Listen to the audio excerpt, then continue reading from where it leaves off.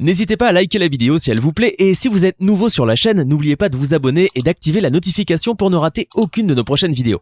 On commence.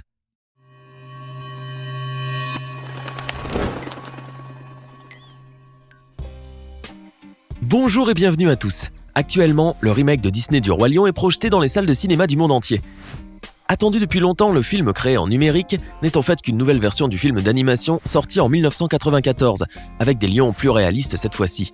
Intéressant, sauf qu'en regardant de plus près, on se rend compte que les lions ne sont pas si réalistes que cela, et qu'il existe de grandes différences entre ceux de Disney et ceux de la vie réelle. Cela montre alors que Disney a pris sa liberté, à commencer par les changements apportés au look, à la structure sociale des lions et à leur comportement, que ce soit dans le film d'animation ou dans le remake. Changement obligé et nécessaire pour les besoins du scénario afin de mieux adapter l'histoire, n'est-ce pas ? Bien évidemment. Aujourd'hui, nous allons donc nous pencher sur certains aspects qui nous montrent à quel point les lions du Roi Lion sont différents des lions réels. Quelle couleur pour la crinière ? La crinière représente le plus grand atout chez le lion mâle. Symbole de supériorité génétique, de virilité, de compétence à la chasse, de force et de rétention de chaleur dans le corps, c'est aussi un critère d'attrait pour la lionne, surtout lorsqu'elle est de couleur noire. Vous imaginez, un lion à la crinière noire attirera plus une lionne que s'il possédait une crinière de couleur claire. Car pour les femelles, ceci signifie alors un partenaire puissant, capable de fournir la nourriture et de protéger les siens, deux critères essentiels recherchés par la femelle. Or, en regardant le remake du Disney du Roi Lion et le film d'animation, vous découvrirez qu'aucun lion ne possède de crinière noire, hormis le vilain Scar. Comment comprendre alors que les femelles du Rocher de la Fierté aient pu être attirées par Mufasa ou Simba ? Disney aurait très bien pu ajouter au moins quelques touches de noir dans la crinière de ces deux-là afin d'indiquer leur force et leur attrait en tant que mâle. Le lion mâle. Persona non grata ? Ce point est peut-être le seul où Disney se rapproche plus des habitudes des lions dans la réalité, que ce soit dans son remake ou dans son film d'animation. La décision de Simba de s'enfuir du Rocher de la Fierté après la mort de son père, pour laquelle il se sent responsable, après que son oncle Scar le lui ait fait croire, est prise suite à l'ordre que lui donne ce dernier de s'enfuir et de ne plus jamais revenir. Et c'est un peu ce que les lions mâles font réellement dans la vraie vie, ces derniers pouvant quitter leur clan lorsqu'ils sont encore jeunes.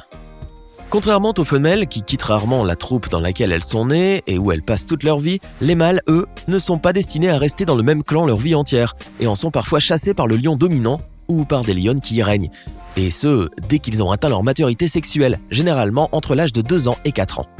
Il s'agit surtout d'une question de diversité génétique, assortie du besoin d'assurer des lignées saines parmi les espèces. Les lions mâles doivent alors quitter leur clan, rarement en compagnie de lionnes, et sont alors souvent amenés à voyager très loin en parcourant des distances très importantes, sans toutefois fonder leur propre territoire. Ils deviennent alors des lions nomades, se contentant de se nourrir des charognes à cause de leur manque d'habileté à la chasse en comparaison avec les femelles. Ils forment ensemble une coalition et sont parfois rejoints par d'autres jeunes lions mâles. Ils établissent alors leur propre clan, mais pour cela, ils doivent combattre un autre lion mâle issu d'un clan différent afin de prendre sa place. Mais revenons au Roi Lion. Dans une scène du film de Disney où notre héros est déjà un jeune lion adulte et mène sa vie loin des siens, son ami d'enfance Nala croise son chemin et lui demande de retourner au Rocher de la Fierté, ce qu'il accepte de faire docilement. Or, savez-vous que si cela se produisait dans la vraie vie, Simba ne serait jamais retourné là-bas ?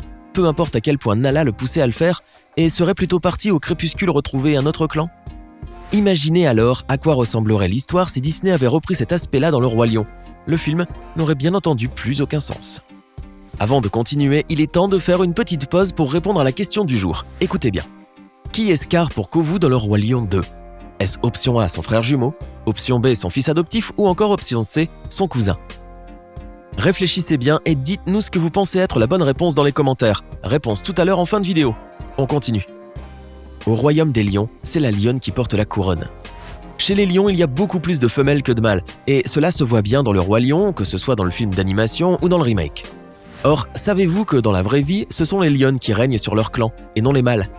Eh bien, au cas où vous l'ignoriez, les lions vivent essentiellement dans une société matriarcale, où ce sont les femelles qui règnent sur leur propre clan et préservent l'ordre social. D'ailleurs, ce sont les lionnes qui élèvent les lionceaux, qui fréquentent les mâles, qui chassent et qui se chargent de superviser les espaces qu'elles occupent tout en maintenant la paix avec les autres clans voisins. Même lorsque le clan s'agrandit et nécessite donc plus d'espace, ce sont encore une fois les lionnes qui s'occupent de tout. En fait, elles se chargent de trouver un nouveau territoire où il y aura de la place pour tout le monde. Quant aux mâles, ils ne jouent qu'un rôle reproductif. Bon, un peu plus que cela. Encore faut-il savoir qu'ils n'interviennent que très peu dans la cohésion du groupe et le maintien de son territoire. Imaginez ce que cela donnerait si Disney avait décidé de se conformer à la réalité dans son film d'animation ou bien dans son remake. L'histoire changerait complètement bien sûr. Au lieu de voir Mufasa conseiller Simba, nous verrons Sarabi, la mère de ce dernier, multiplier les conseils à son petit, ou plutôt à la petite Nala, sur la façon de régner sur le clan. C'est Sarabi d'ailleurs qui régnerait sur le rocher de la fierté et qui mourrait en tombant, et des années plus tard, c'est Nala qu'on verrait monter au sommet à la place de Simba. Qui pour dominer le clan ? Dans un clan de lions, on retrouve généralement un ou deux mâles qui dominent un clan constitué de 2 à 18 femelles au maximum. Ils sont alors chargés de surveiller le territoire et de se reproduire entre autres.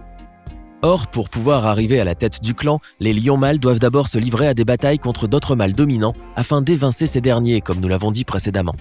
Ces combats sont généralement violents et sanglants, et il n'est pas rare qu'ils soient même mortels pour l'un d'eux, comme on peut le voir d'ailleurs dans la scène du combat qui oppose Simba à Scar. Si les premiers lions dominants perdent la lutte, ils sont alors chassés, livrés à une vie solitaire, mais meurent souvent des conséquences de leurs blessures. Le nouveau jeune mâle dominant se retrouve alors à la tête du clan et jouit de nombreux privilèges. D'ailleurs, c'est lui seul qui a le droit de se reproduire avec les femelles, avec son consentement de surcroît. Or, lorsqu'il prend le pouvoir, il tue fréquemment les lionceaux de son prédécesseur. Une façon pour lui d'affirmer son autorité ? Peut-être bien que oui. Ce qui est certain d'ailleurs, c'est que ce comportement permet aux femelles de retrouver rapidement un œstrus, c'est-à-dire d'être à nouveau en période de chaleur et donc d'être à nouveau aptes à la reproduction. Les nouveaux lions dominants pourront alors s'accoupler rapidement avec les femelles pour assurer leur propre descendance, au lieu d'attendre 2 ans pour se reproduire. Car comme ils ne passeront à la tête du clan qu'une période moyenne de 2 à 4 ans, ils n'ont donc pas de temps à perdre. Ainsi, leurs petits seront déjà assez grands et ne seront plus des lionceaux pouvant être tués par ceux qui viendront les remplacer, et leur vie sera alors épargnée. Mais dans les films de Disney, Simba agit contre nature et ne tue pas les petits de Scar lorsqu'il évince ce dernier. Végétariens les lions ? Dans le remake du Roi Lion, Simba le lionceau non seulement se lie d'amitié avec Timon le suricate et Pumba le phacochère, mais ces derniers finissent par l'élever malgré la peur qu'il leur cause en premier lorsqu'ils se rencontrent pour la première fois. Normal. Au cas où vous l'auriez oublié, dans la vie réelle, le lion est un prédateur, un animal carnivore qui, d'après ce que nous informe National Geographic, consomme généralement 20 kg de viande, voire même plus, puisqu'il est capable de manger jusqu'à 100 kg de viande. Une fois adulte, bien sûr, un lion n'hésitera pas à dévorer n'importe quel animal qui croiserait son chemin, à savoir un phacochère et un suricate, au lieu d'aller piocher dans les plantes et les insectes comme Simba. Les lions, ça parle quel langage ? Au cas où vous ignoriez la réponse, eh bien sachez que les lions rugissent. Dans la savane, bien sûr. On peut en revanche les entendre rugir aussi à volonté dans le film d'animation et dans le remake de Disney, bien sûr. Cependant, ils parlent couramment le langage humain, et tous les autres animaux d'ailleurs. Et ce n'est pas tout. Au rocher de la fierté, les lions mènent un peu la vie des humains. Comme toute famille de leur rang, Mufasa et les siens sont entourés de serviteurs, à commencer par le sage Mandrill Rafiki, conseiller au royaume de la Terre des Lions, celui-là même qui présente Simba aux autres animaux à sa naissance, et ont même le luxe de jouir des services d'un majordome en le personnage de Zazu, le Kalao à bec rouge. Pas si mal la vie des lions, vous allez penser. Or, est-ce vraiment le cas dans la savane ? En sortant le Roi Lion en film d'animation puis en remake, Disney a largement modifié la réalité, mais pour des besoins de scénario, comme nous l'avons dit plus tôt. Et bien sûr, cela n'a rendu l'histoire que plus belle, plus émouvante aussi, ce qui a fait de ce film l'un des meilleurs de Disney et le plus gros succès d'animation de tous les temps à travers le monde pendant 19 ans, avec 987 483 777 $ récoltés. Jusqu'au jour où il fut détrôné par un autre succès de Disney, La Reine des Neiges. Croyez-vous cependant que Disney aurait pu se passer de modifier la réalité et de respecter tous les aspects de la vie des lions, ne serait-ce que quelques-uns ? Lesquels à votre avis ? Par ailleurs, auriez-vous constaté d'autres différences qui existent entre les lions du Roi Lion et ceux qui sont réels ? Nous attendons vos réponses dans les commentaires. Sinon, Kovu est le fils de Zira et le fils adoptif de Scar, ce qui en fait son héritier. J'espère que vous avez été nombreux à trouver la bonne réponse. Si vous avez aimé la vidéo, n'oubliez pas de mettre un pouce bleu, vous abonner et de la partager avec vos amis.